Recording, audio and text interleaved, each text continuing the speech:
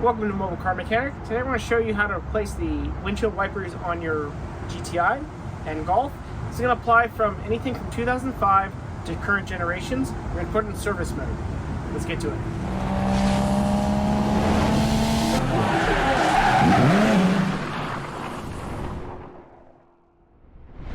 Alright, so we're going to go ahead and do our key sequence. So put your key in, or if you have a push start car, put it in accessory mode. So you'll go ahead and flip the key on, or push the start button on,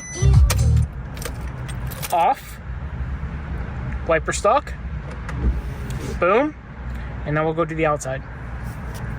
Alright, so once your wipers are in service mode, all you have to do is lift it up and then push the tab and pull out.